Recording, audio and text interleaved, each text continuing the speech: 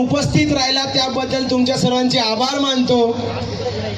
आणि आपण अख्ख्या महाराष्ट्रामध्ये जो निर्धार काढलाय की जिल्ह्यांमध्ये असो, तालुक्यांमध्ये असो, आम्ही या उपवर्गीकरण विरुद्ध मोर्चा काढणार म्हणजे काढणार।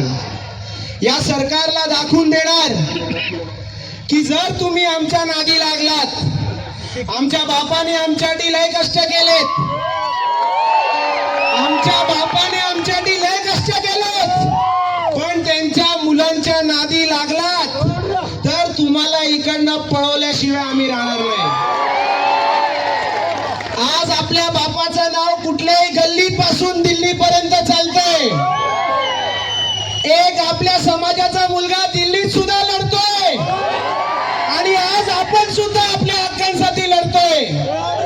आपला समाज आयुष्यभर लढत राहिलाय आणि हा बाबासाहेबांच्या रक्तासाठी लढत राहील। मी या सरकारला सांगतोय, तुम्ही आम्हाला ऐरे गेरे समजू नका। आम्ही जर डोक्यावरती घेतलं तर तुम्हाला घरी बसवल्याशिवाय राहणार नाही। सर्व युवांना सांगतोय, हा काळ, हा वेळ, हा फार विचित्र आहे।